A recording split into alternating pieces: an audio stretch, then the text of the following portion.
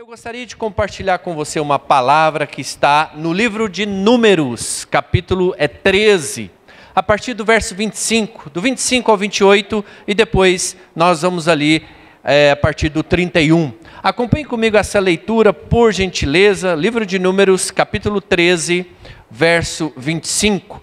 Depois de 40 dias, voltaram de espiar a terra. Vieram a Moisés, a Arão e a toda a congregação dos filhos de Israel em Cádiz, no deserto de Parã.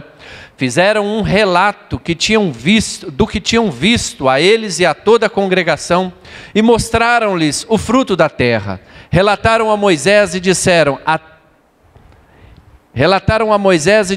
fomos à terra a qual você nos enviou, de fato é uma terra onde mana leite e mel, estes são os frutos dela, mas o povo que habita nessa terra é poderoso e as cidades são muito grandes e fortificadas. Também vimos ali os filhos de Anak, verso 31 agora, e porém os homens que tinham ido com ele disseram, não poderemos atacar aquele povo, porque é mais forte do que nós. E diante dos filhos de Israel, falaram mal da terra que haviam espiado, dizendo, a terra pela qual passamos a espiar é terra que devora os seus moradores. E todo o povo que vimos nela são homens de grande estatura. Também vimos ali gigantes, os filhos de Anak são os descendentes de gigantes, e éramos aos nossos próprios olhos como gafanhoto, e assim também o éramos aos olhos deles. Senhor, nós colocamos diante de Ti essa palavra, pedindo a liderança do Espírito Santo, que a Tua unção, o Teu poder vá adiante aqui e tocando os corações, levando cativo todo o pensamento ao senhorio de Jesus, e que haja nesse ambiente revelação, cura, libertação e transformação, que o Teu nome seja glorificado aqui, em nome de Jesus. Amém. O texto que nós acabamos de ler é um texto que acaba nos impactando muito. É um texto da história e trajetória do povo de Israel mediante a promessa de Deus. E nós podemos nos assemelhar muito com esse texto, porque Deus tem uma trajetória para a nossa vida, um chamado para a minha, para a sua vida. Nós somos o Israel de Deus, amém? Deus tem uma terra prometida para cada um de nós. Ali o livro de 2 Pedro, capítulo 2, verso 9, diz, mas vocês sois geração eleita, sacerdócio real, a nação santa, o povo adquirido. Então você veja, o texto que nós acabamos de ler, é Deus tirando o povo da escravidão do Egito, sob a liderança de Moisés. Então eles chegam ali, depois de ter saído do Egito, depois de ter cruzado o deserto, eles chegam ali até a terra prometida, Canaã, a terra da promessa. E quando eles chegam ali nesse lugar, Moisés envia uns espias, os 12 espias, e eles espiam a terra por 40 dias. Então eles voltam e trazem um relato. Moisés, a terra é boa, mana leite e mel, é tudo que Deus falou, a promessa existe, mas lá tem gigante, lá tem cidade fortificada, lá tem um povo inimigo de Deus, Moisés. E aí a Bíblia começa a descrever que eles então começam a apavorar o coração do povo. Eles começam então a disseminar medo, insegurança, eles começam então a desesperar. E isso é muito comum a mim e a você na nossa trajetória cristã. Então veja, Deus sempre quer nos levar à terra prometida da nossa vida. Eu não sei qual é a terra prometida da sua vida. Não é só a Canaã celestial, quando nós formos para o céu. Não, a terra prometida aqui, você viver o propósito de Deus na sua vida, você viver uma vida abundante, seus sonhos, seu chamado, a medida de Deus na sua vida, suas conquistas. Deus é a favor disso tudo. Deus é um Deus de conquista, amém? Você está comigo aqui? Amém? Deus é um Deus de conquista. Agora, a terra prometida significa a realização do propósito de Deus na sua vida. É a ideia de Deus te conduzir nessa direção. Agora, o problema aqui é que a nossa estrutura interior, ela precisa ser trabalhada. O problema aqui é que se a sua vida interior não estiver sarada, trabalhada, curada, isso pode comprometer o seu avanço em todas as áreas da sua vida. Se você não tiver uma vida emocional, uma vida interior curada, sarada, equilibrada, isso vai impedir o seu avanço em direção ao que Deus tem para você. Foi o que aconteceu aqui nesse relato. O povo da terra, o povo da promessa, o povo que experimentou o sobrenatural de Deus, o livramento de Deus, eles não avançaram em direção ao que Deus tinha para eles. Então, o problema aqui é que nós olhamos pouco para dentro de nós mesmos. Nós não nos conhecemos. Falta essa introspecção. Falta olhar para dentro de nós mesmos e entender o que está nos impedindo de avançar. O que está nos atrapalhando, quais são os obstáculos, as travas, os bloqueios, os impedimentos que estão nos atrapalhando de avançar em direção a tudo que Deus tem para nós. Então, quando Moisés ele envia esses espias à terra prometida, à terra de Canaã, eles se deparam com dois tipos de desafios, e assim é na minha e na sua vida. Nós nos deparamos sempre com dois tipos de desafios: os desafios externos, desafios exteriores, são as crises das circunstâncias. Apesar de você estar vivendo o propósito de Deus, andando com Deus, e seguindo a direção de Deus, vamos encontrar situações difíceis, oposições, resistências, desafios. Jesus, ele diz, lá no Evangelho de João, capítulo 16, no mundo vocês vão enfrentar aflições, mas tem de bom ânimo, eu venci o mundo. Esses desafios externos faz parte da vida. Esses desafios exteriores são os problemas nossos de cada dia, que certamente vamos enfrentar na caminhada e no cumprimento do propósito de Deus na nossa vida. Mas também nós enfrentamos aqui um outro tipo de desafio, que são os desafios interiores. São os desafios internos, que acontece dentro de você, no seu coração, na sua vida emocional. E esses desafios interiores, eles podem te levar a uma crise existencial. É nos desafios interiores onde nós mais sofremos derrotas. É nos desafios internos onde nós não entendemos as provas. É nos desafios internos onde nós erramos o alvo, colocamos os olhos nas circunstâncias.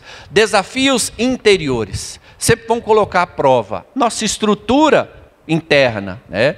E o que de fato derrotou aquele povo da promessa, do chamado, povo da unção de Deus, povo que experimentou um sobrenatural incrível, o que de fato derrotou o povo, fazendo com que eles então dessem meia volta, porque essa foi a sentença, né? No capítulo 14 ali do livro de Números. Então o povo chega ali, espia a terra, volta com o relato: a terra é boa, mana leite e mel, mas nós não vamos conseguir, lá tem gigante, cidade fortificada, inimigo do povo de Deus. Moisés, não vai dar, o povo é muito forte.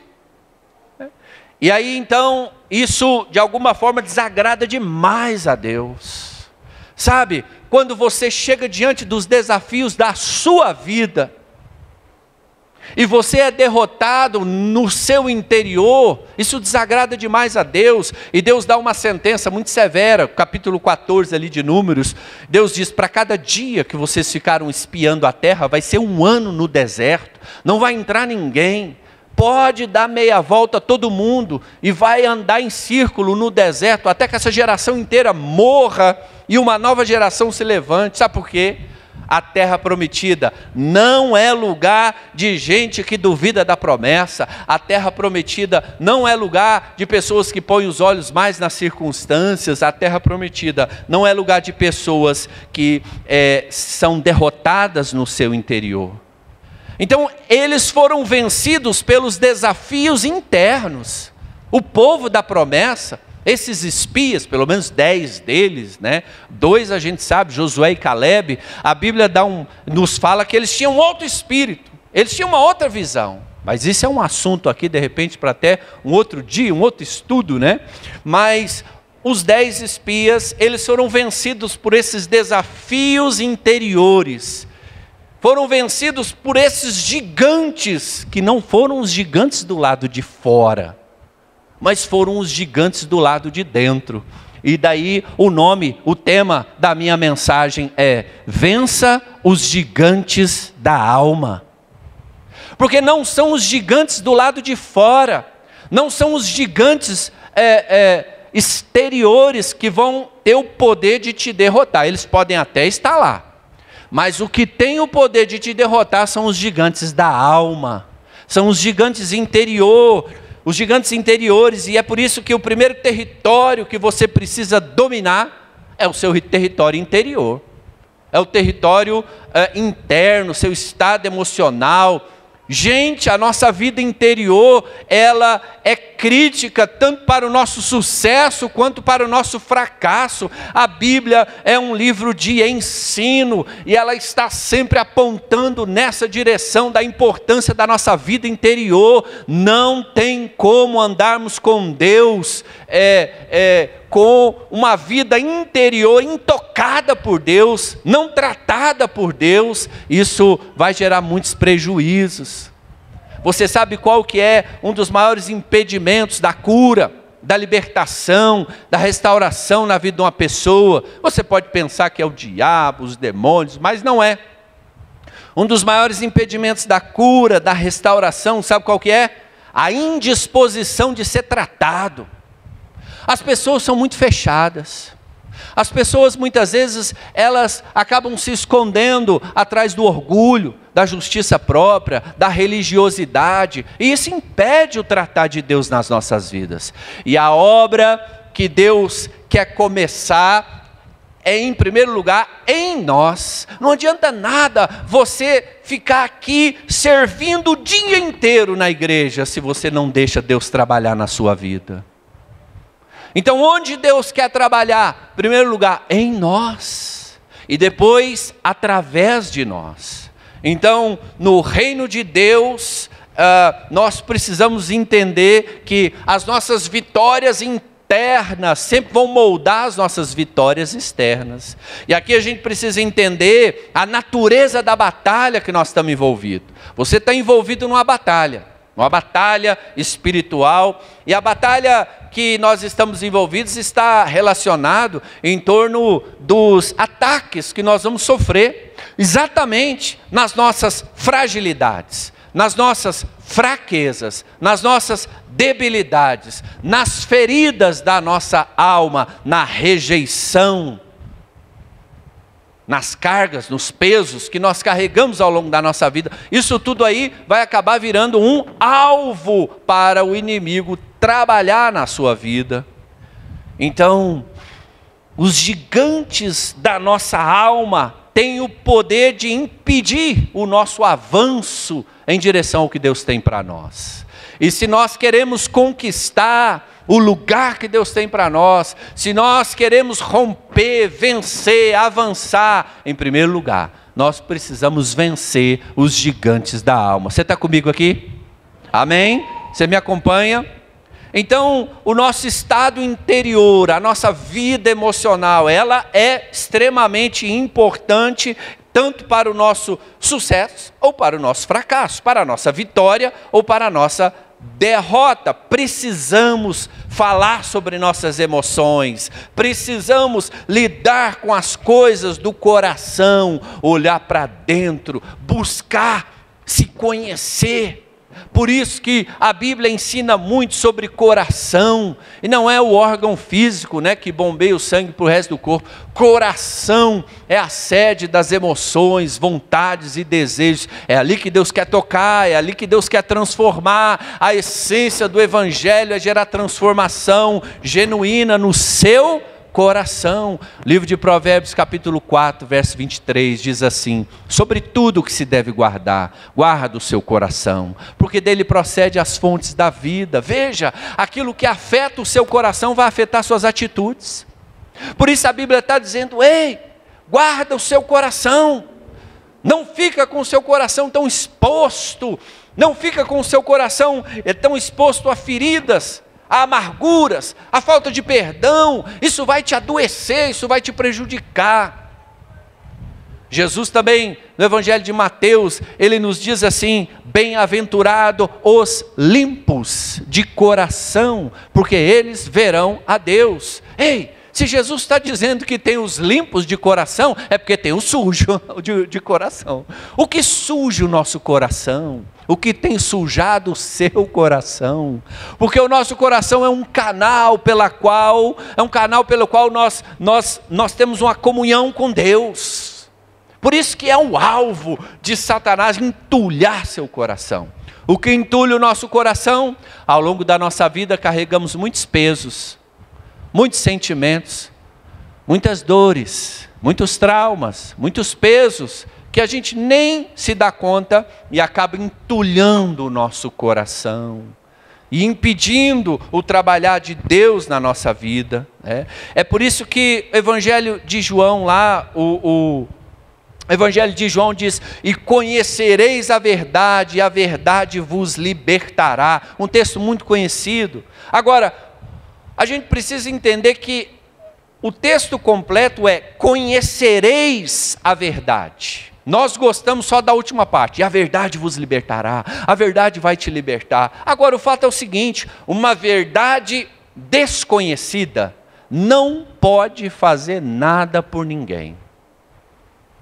Por isso que o texto diz: conhecereis a verdade. Então eu tenho que conhecer, eu tenho que me debruçar, eu tenho que interagir com essa verdade. Aí sim ela vai gerar libertação na nossa vida. As pessoas buscam muito, cura, libertação, restauração. Faz uma oração forte para a minha vida, quebra essa maldição, faça isso, faça aquilo, mas não tem uma disposição de conhecer. Conhecer é deixar de lado aquilo que eu sei, ou que eu acho que eu sei. Conhecer é fazer o que João ali nos dizia: é necessário que ele cresça e que eu diminua. Conhecer é você interagir com Deus. E aí sim, conhecereis a verdade e a verdade vos libertará. A verdade que você conhece, essa sim ela pode te libertar. Então, você não pode vencer aquilo que você não conhece. Como que você vai vencer os gigantes da alma se você não olha para dentro de você mesmo? Se você anda no piloto automático, se você anda só aprisionado às circunstâncias. E as maiores batalhas que nós estamos envolvidos não estão do lado de fora, mas sim do lado de dentro. Aqui nós precisamos entender o princípio das lentes. O princípio das lentes é o seguinte: você não vê as coisas como elas são, você vê as coisas como você é. Você vê as coisas a partir da sua história, da sua trajetória, da sua experiência de vida. Então, se você é uma pessoa que carrega na sua história e trajetória dores de rejeição, de abandono,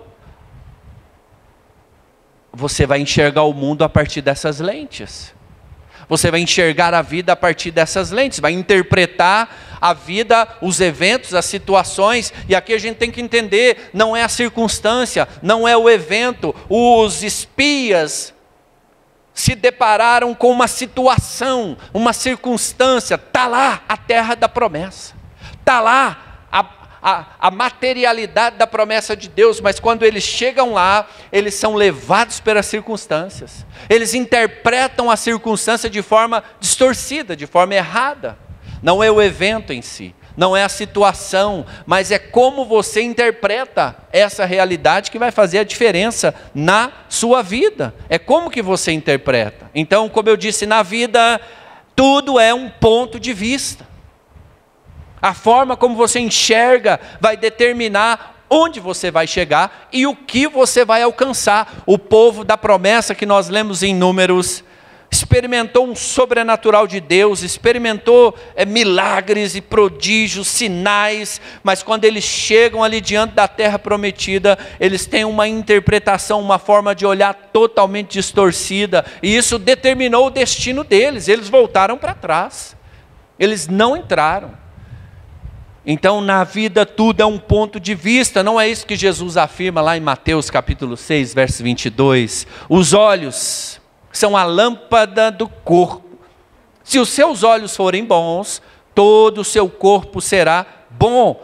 Se porém os teus olhos forem maus, todo o seu corpo estará em trevas. Como você tem se olhado? Como você tem olhado as circunstâncias ao seu redor? Através das lentes do desânimo?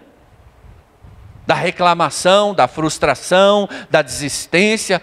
Como você tem se enxergado em primeiro lugar como um filho, como uma filha de Deus? Como você tem se enxergado? Como você tem enxergado a situação ao seu redor? Porque é muito comum, Deus nos deu palavra, Deus nos deu direção, Deus nos deu propósito, Deus nos deu sobrenatural, mas a pergunta continua. A forma como você se vê vai determinar onde você vai chegar, onde você vai alcançar. Então, muitas pessoas acabam enxergando a vida a partir desses óculos, lentes, que se estiverem distorcidas, elas vão gerar muitos prejuízos e interpretações erradas. Veja, voltando ao texto, depois de 40 dias espiando a terra, eles voltam então com o relato: a terra é boa, mana leite e mel, é tudo que Deus falou, mas nós não vamos conseguir. Ué, mas o que aconteceu? Aqui eles começam a ter uma interpretação totalmente distorcida deles mesmos. Mas o que aconteceu? Que esse povo está valorizando mais as circunstâncias, as dificuldades, do que a promessa de Deus. Então, lá em Romanos 10, 17, diz que a fé vem por ouvir e ouvir a palavra de Deus. E aqui a gente aprende que o fracasso vem por ouvir os fracassados. A derrota vem por ouvir os derrotados. O medo vem por ouvir os medrosos. Então você precisa ter o cuidado, com o que você está ouvindo. Você precisa ter o cuidado com as pessoas à sua volta, porque isso vai gerar uma influência muito grande na sua vida. Agora, como você tem lidado com os gigantes da sua alma? Porque sim, eles se levantam a cada dia apontando o dedo na sua cara e dizendo quem você pensa que é para avançar. Como você tem lidado com os gigantes da sua alma, que dia após dia estão oferecendo resistência em relação ao que Deus tem para você? Então, é muito triste o que acontece na sequência. O povo que estava para entrar na terra prometida, Deus manda dar meia volta. Como consequência vem a sentença: para cada dia que vocês ficarem espiando a terra, vai ser 1 ano no deserto. E aquela geração toda morreu no deserto. Então, se nós não aprendermos a lidar com os gigantes da nossa alma, sabe o que acontece? Nós vamos ficar andando em círculo no deserto da vida. Sabe aquela impressão que você tem que você não sai do lugar? Sabe aquela impressão que você tem que a sua vida não rompe, que a sua vida não avança? É sempre as mesmas coisas, as mesmas lutas, as mesmas tentações. Meu Deus, parece que a vida é a mesma. Você precisa começar a se levantar e vencer os gigantes da alma. Você está comigo aqui, amém? Vencer os gigantes da alma. Se pararmos para pensar, aquele povo de Israel, eles haviam experimentado o agir sobrenatural de Deus, como nunca ninguém tinha visto.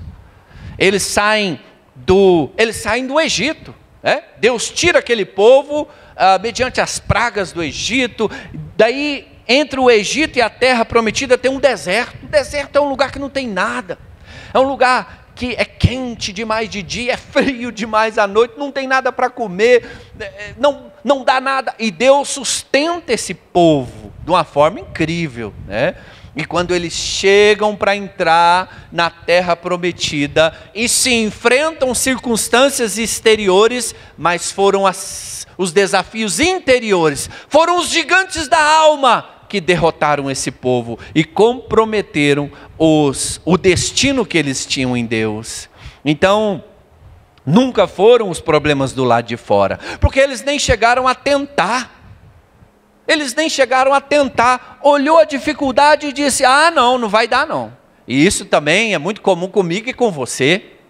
Deus tem promessa, Deus tem chamado, Deus tem sobrenatural, Deus tem milagres, provisão, mas quando a gente chega diante da terra prometida, que Deus é um Deus de conquista, e Ele vai usar a nossa vida para conquistar, e quando a gente chega ali, e vê uma dificuldade, e vê uma resistência, só porque vai dar trabalho, você já desiste, você já dá um passo para trás, você já larga a mão, você já pensou onde você poderia ter chegado, o que você poderia ter conquistado, se não tivesse desistido, se não tivesse dado um passo para trás, porque esse é o Deus que está sempre nos movendo em direção aos desafios, e diante das conquistas de Deus para a nossa vida, a maior batalha que estamos envolvidos é dentro de nós mesmos, onde nós precisamos vencer os gigantes da alma.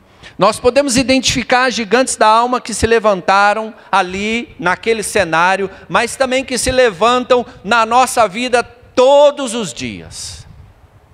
E eu quero aqui identificar alguns desses gigantes que derrotaram aquele povo e que também acabam nos derrotando, né, diariamente nas nossas vidas. O primeiro gigante da alma que derrotou aquele povo e também tem gerado derrota no meio do nosso povo, é uma autoimagem distorcida. Repita comigo: autoimagem distorcida. Apesar deles terem reconhecido que estava diante da terra prometida, apesar deles terem reconhecido a promessa de Deus, uau, o que Deus falou está aqui diante de nós. Uau, Deus nos trouxe diante da promessa. Apesar deles terem reconhecido aquilo tudo, 10 daqueles espias, eles focaram mais na dificuldade do que na promessa. Eles foram vencidos por esse gigante da alma, que é uma visão distorcida de si mesmo, e eles confessaram publicamente ali, Números 13:31, não podemos atacar aquele povo, porque ele é mais forte do que nós. Então, o povo da promessa chega diante da terra prometida para conquistar, e eles começam, sabe o quê? A se diminuir.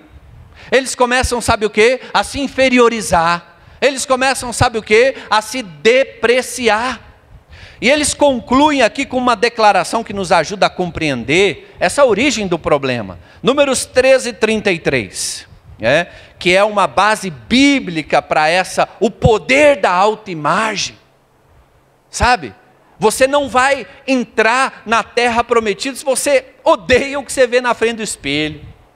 Números 13:33, também vimos ali os gigantes, os filhos de Anak, que são descendentes de gigantes, e éramos aos nossos próprios olhos como gafanhotos, e assim também o éramos aos olhos deles. Deixa eu tentar te explicar o que eles estavam dizendo aqui. Quando eles chegam diante da terra prometida, eles se veem como um inseto, eles se veem como um nada, eles se diminuem, eles se apequenam, eles se descredibilizam, uma baixa autoestima.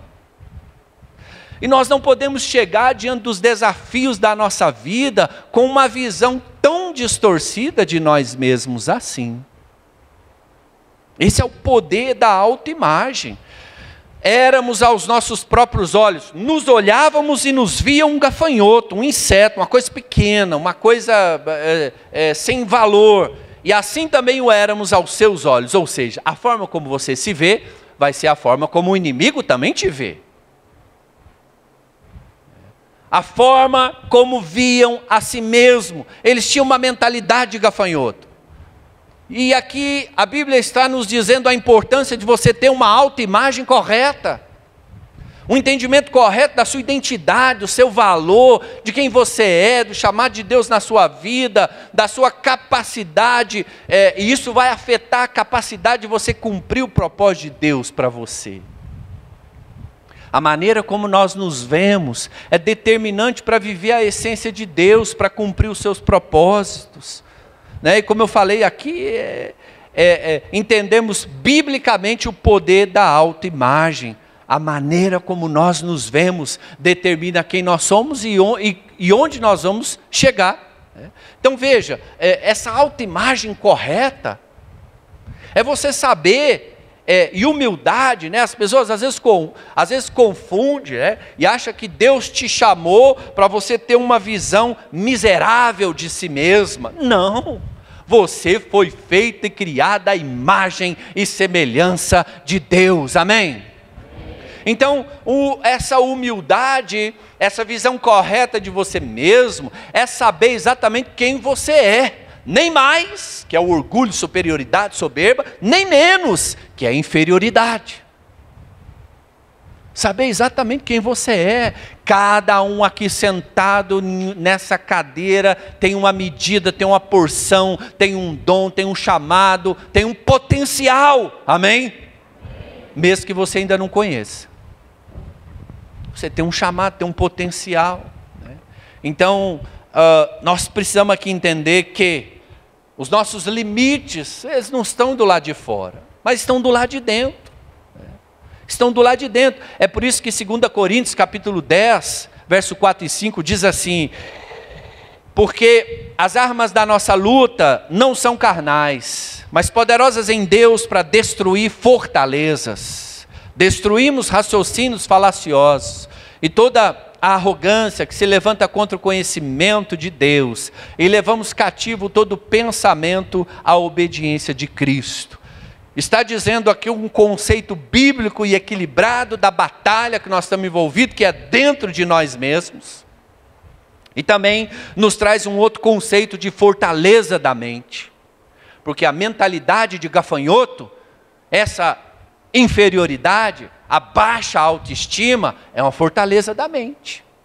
É uma lente que a pessoa está enxergando. Às vezes não tem ninguém, ela chega num lugar, as pessoas estão ali conversando e tal. Ai meu Deus, estão falando de mim. Às vezes a pessoa chega e alguém não cumprimentou ela, não viu ela. Ai meu Deus, estão me rejeitando. Lentes que a pessoa está enxergando a realidade. Interpretações distorcidas que a pessoa está tendo.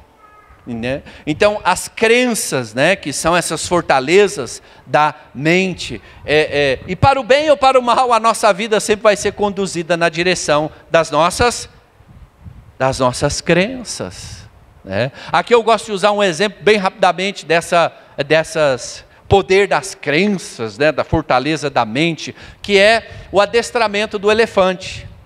Você conhece o elefante, aquele animal, né, gigante, aquele animal forte, aquele animal que muitas vezes é quase indomesticável, né, porque ele é muito forte, mas nem sempre foi assim. O adestramento do elefante começa com ele filhote, e aí tem que amarrar aquele elefantinho com uma corrente bem forte no pé, no tronco de uma árvore bem grossa. E aquele elefantinho, ele vai crescer amarrado a essa corrente. Ele vai se debater, mas a corrente é mais forte que ele. O tronco é mais forte que ele. Vai passar os dias ali. Ele vai se debater, vai machucar e tudo. E daí a pouco ele vai acabar se conformando com aquela corrente. E daí, então, o treinador pode tirar aquela corrente depois do elefante até adulto, até forte. E muitas vezes o elefante fica só balançando assim de um lado para o outro. E o porquê? A corrente agora não está mais na perna. A corrente está na mente, nos pensamentos. Assim é na nossa formação, né? Eu falo muito sobre família, né? A importância da família emocionalmente saudável, como geradora de pessoas saudáveis. Muito do que você é hoje, como você funciona hoje, está relacionado com a sua família de origem, seu pai, sua mãe. Não que eles sejam culpados, porque se você está sempre culpando o outro, você está num lugar errado, num lugar de vítima, de vitimismo. E Deus não nos vê como vítima, né?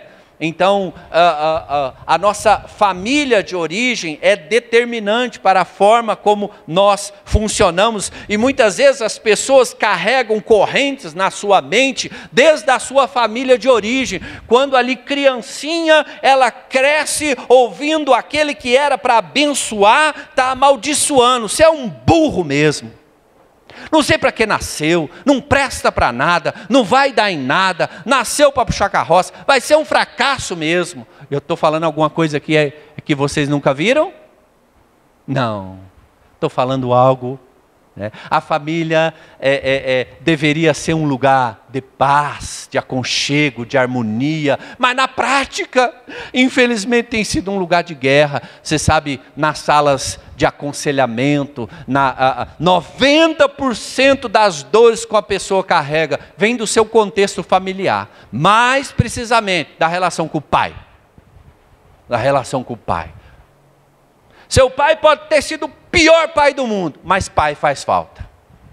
Mas pai faz falta. Então a gente precisa aprender a resolver a paternidade. A gente precisa aprender a resolver a nossa história como filhos.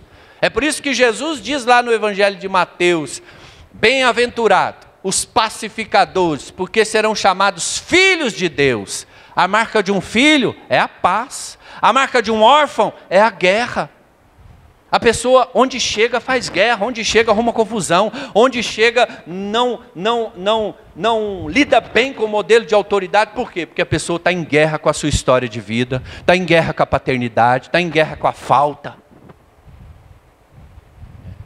Então, essas pessoas que têm uma visão distorcida de si mesmo, elas acabam não alcançando o propósito, a missão que Deus tem para elas. Esse é o primeiro gigante da alma, uma visão distorcida de si mesmo. Você está comigo aqui? Amém? Vamos seguir? Você está identificando os gigantes na sua alma? Sim ou não? Esse dia eu falei com uma pessoa assim, aí ela estava me dizendo: pastor, eu não gosto desse negócio do autoconhecimento. Eu disse: é mesmo, rapaz, mas por quê? Eu não gosto de ficar olhando para dentro de mim mesmo. Mas eu disse: e por quê? Porque eu não gosto. É porque eu acho ruim o que está lá dentro, eu não gosto de ver o que está lá dentro de mim. Eu falei: mas é por isso que você tem que olhar. É por isso que você tem que se olhar. Se tiver algo lá que você não está gostando, que não está te fazendo bem, você pode obter cura, restauração para isso. Você pode obter cura. Por quê? Nós não precisamos ser vítimas, reféns daquilo que fizeram conosco. Na verdade, você não é aquilo que fizeram com você. Você é aquilo que você decide fazer com o que fizeram com você. Amém? Então você precisa pegar as rédeas da sua vida e decidir viver a sua vida. Pegar as rédeas da sua vida é sair de um lugar de vitimismo e dizer: você veja, eu estou aqui porque fizeram assim comigo, eu estou aqui porque não me deram oportunidade, eu estou aqui porque... Não. Segundo gigante da alma que nós precisamos vencer e que derrotou aquele povo, foi a incredulidade. Incredulidade, a dificuldade de confiar, a dificuldade de acreditar, porque essa é o coração da batalha. Você precisa fazer sua mente acreditar no milagre.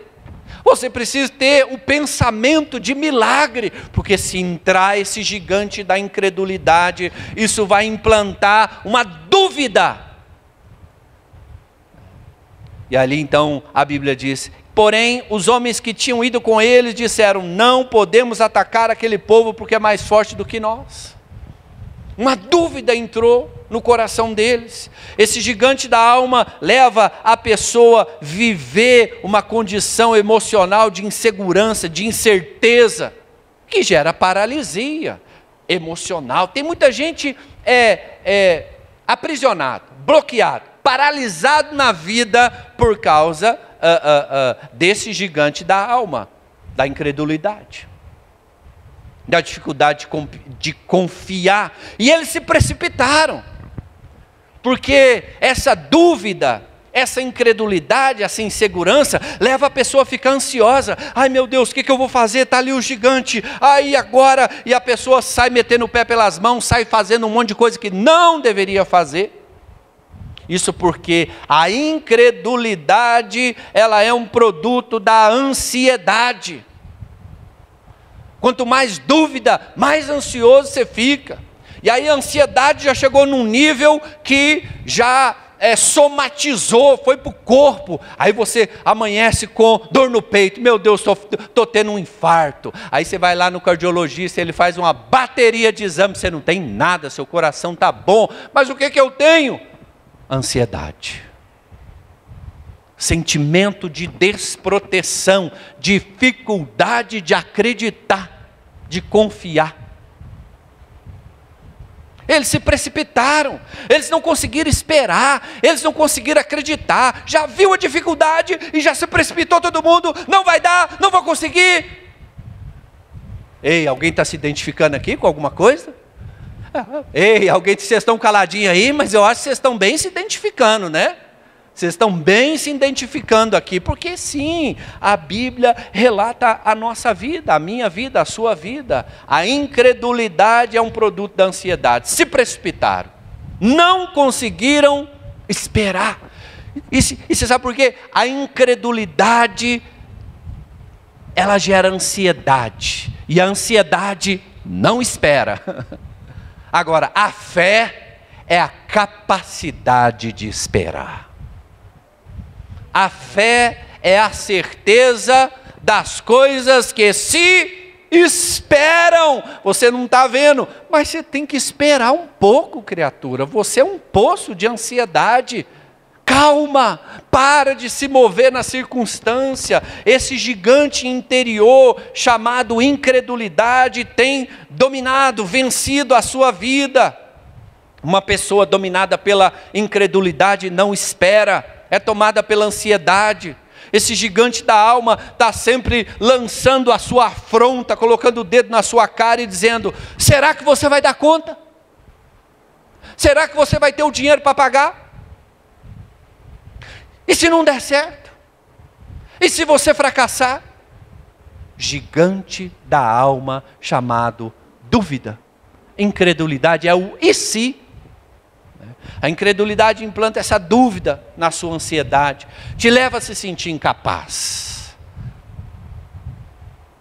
Ele te leva você a não acreditar. E o remédio aqui está na própria palavra, Hebreus capítulo 4, verso 16. Cheguemos, pois, com confiança. Cheguemos como?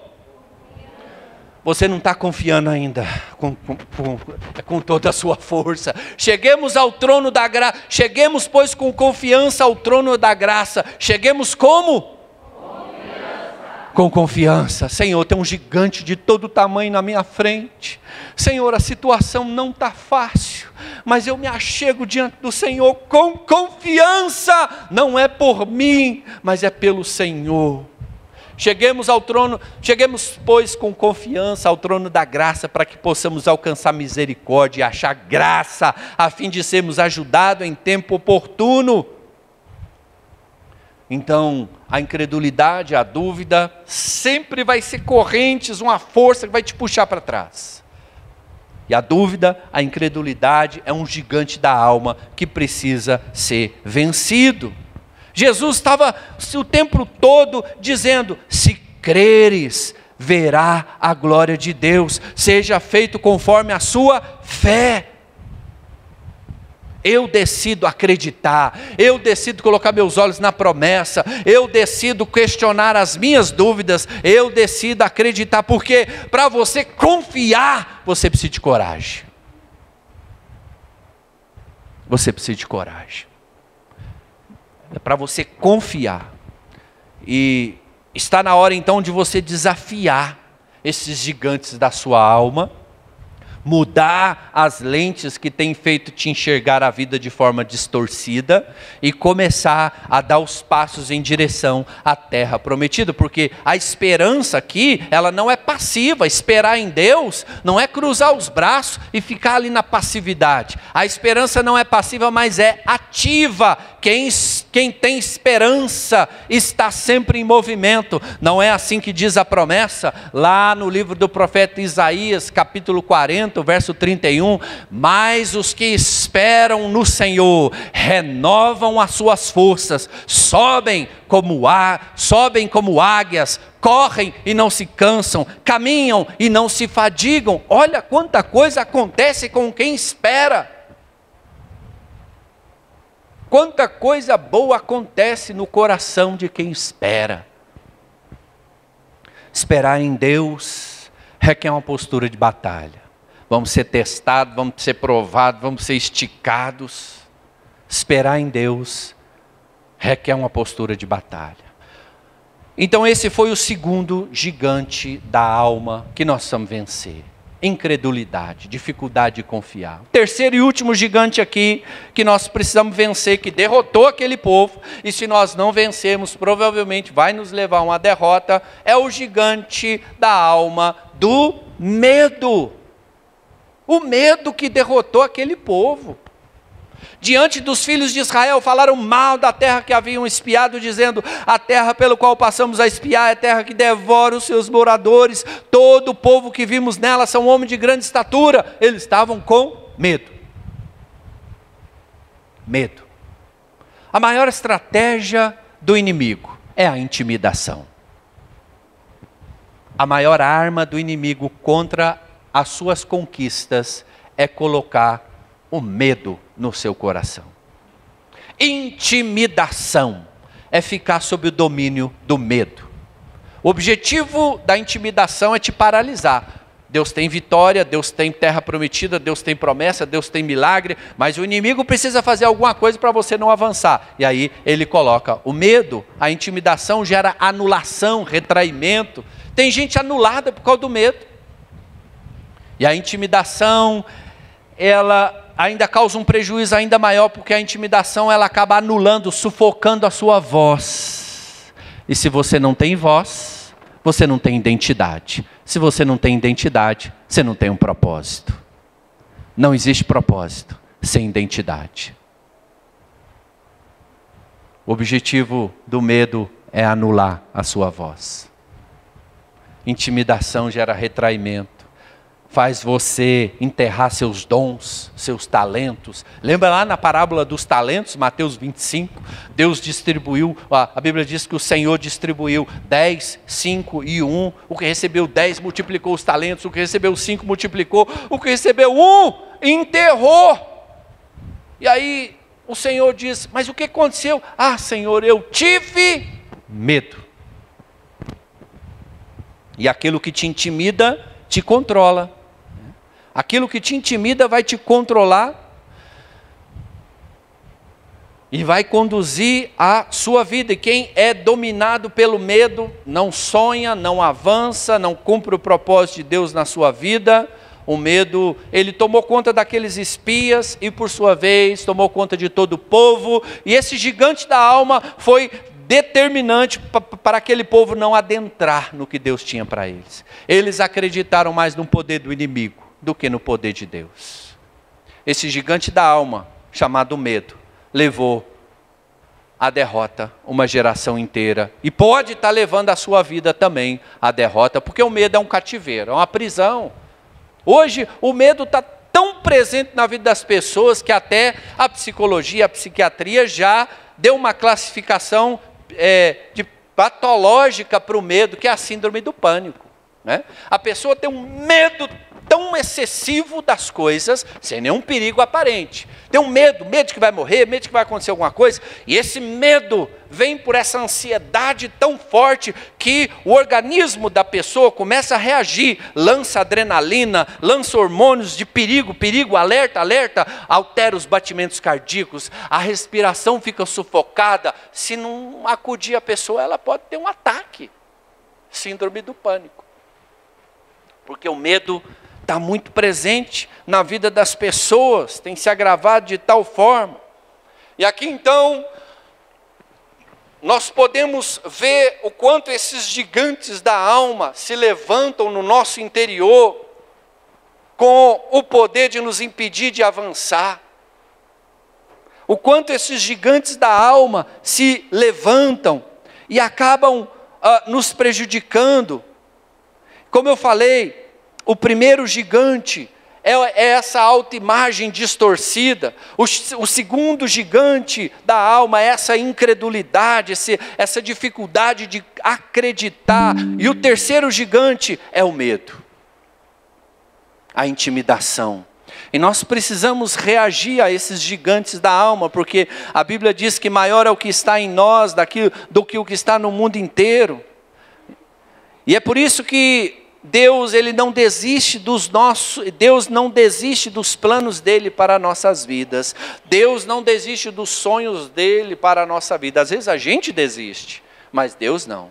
E aqui então Deus levanta Josué, um discípulo de Moisés. Lembra, o povo não entrou na terra, o povo não cumpriu o propósito, mas Deus sempre vai manter a promessa dele em dia. Deus vai levar esse povo. Então Deus precisou levantar Josué, um discípulo de Moisés, que agora vai então liderar o povo novamente em direção à terra prometida. E é incrível as palavras de Deus para Josué, que está lá em Josué no capítulo 1, a partir do verso 6.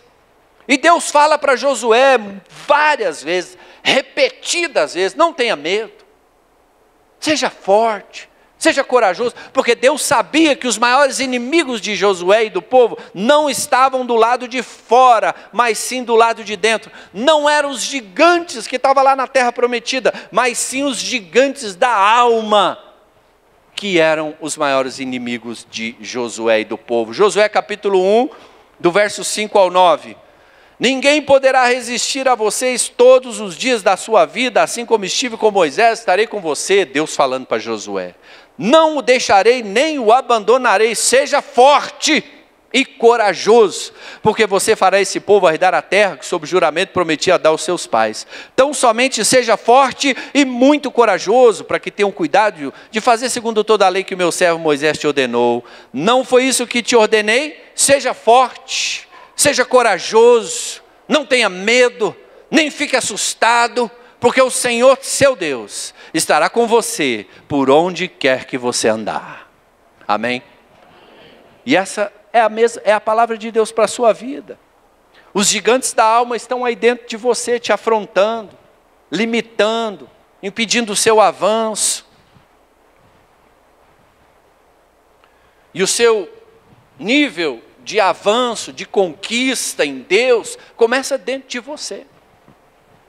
Cada um de nós aqui, nós temos gigantes na nossa alma que precisam ser vencidos. E somente quando você assume essa responsabilidade de dizer: eu vou encarar os gigantes da minha alma e eu vou colocar o pé na terra prometida que Deus tem para mim. Deus tem um plano para você, Deus tem uma terra prometida para você. E o lugar de vencer gigantes é no secreto com Deus. O lugar de vencer gigantes é no secreto com Deus. É por isso que Jesus diz em Mateus 6,6: e você, quando orar, entra no seu quarto, fecha a porta e ora ao seu Pai que vem em secreto, e o seu Pai que está em secreto também te recompensará. Nós precisamos ser uma geração que rompe, que avança. Eu acredito muito na importância da igreja, no avanço, no crescimento da igreja. Mas você sabe qual que é a maior matéria-prima do crescimento da igreja? Não é a parede, não é a estrutura. Apesar de que isso é importante, não é errado ter estrutura. Mas a maior matéria-prima do crescimento da igreja é gente. É gente. Gente curado, gente sarado, que vence os gigantes da alma, que avança em direção à terra prometida, para que a igreja glorifique o nome de Jesus na terra, nessa cidade. Então Deus tem derramado graça e favor sobre nossas vidas, para que possamos vencer esses gigantes da alma. Nós precisamos reagir à palavra que Deus nos trouxe, porque senão ela se perde. Porque senão você vira apenas um ouvinte. E a Bíblia não nos chamou a ser ouvinte. A Bíblia não te chamou a assistir um culto. A Bíblia chamou você a cultuar. E eu gostaria que você curvasse sua cabeça por um instante.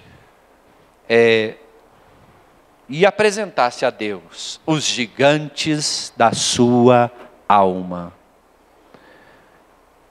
Apresente a Deus agora, olhe para você. Você não tem avançado, você não tem rompido, quem sabe até tem andado em círculo na vida. E é bem possível que você está enfrentando esses gigantes da alma, essa visão distorcida de você mesmo, essa inferioridade, rejeição, essa dificuldade de confiar, de acreditar, medo, insegurança. Isso tudo tem sido gigantes na sua alma, que tem impedido você de avançar, mas Deus tem nos dado graça, Deus tem nos dado favor, assim como Deus falou com Josué: seja forte, seja corajoso, não tenha medo, porque o Senhor seu Deus estará contigo por onde quer que andar. Há um socorro para a sua vida, há uma graça de Deus para a sua vida, há cura para a sua vida, há restauração para a sua vida. A nossa vida, ela é marcada por recomeço. Eu quero te dar uma oportunidade de reagir a essa palavra. Nós vamos fazer uma oração juntos como igreja. Espírito Santo, nós oramos, porque é você que convence, é você que nos move. Espírito Santo de Deus, oramos para que o Senhor esteja movendo os corações, nos trazendo um caminho de vitória. Nós precisamos entrar no que o Senhor tem para nós. Nós não queremos morrer no deserto. Espírito de Deus, oramos para que o Senhor nos leve para um tempo novo, para uma nova estação das nossas vidas. Senhor, nós oramos aqui nesta noite e pedimos a intervenção, o mover do Senhor em nossas vidas. Clamamos por um espírito de coragem. Sim, um espírito de coragem, porque esses gigantes da alma, eles nos afrontam. Eles muitas vezes acabam apontando o dedo na nossa cara e nos fazendo retroceder. Nos traz graça essa noite para poder vencer. Nos traz graça essa noite para poder avançar em direção a tudo que o Senhor tem para nós. Chamamos à existência esse espírito de coragem na nossa vida. Que o Senhor possa quebrar aqui nas mentes toda a fortaleza de inferioridade, toda mentalidade, Senhor, que não glorifica o Teu nome, possa ser quebrada em nome de Jesus. Oramos, Pai, por um fortalecimento que vem do alto. Oramos, Senhor, por um fortalecimento para que possamos vencer os gigantes da alma, entrar no que o Senhor tem para nós, entrar na terra prometida do Senhor. Nos ajude a avançar. Nós não queremos ficar paralisados e muito menos retroceder. Nós queremos avançar em direção a tudo que o Senhor tem para nós. Em nome de Jesus, é o que nós oramos.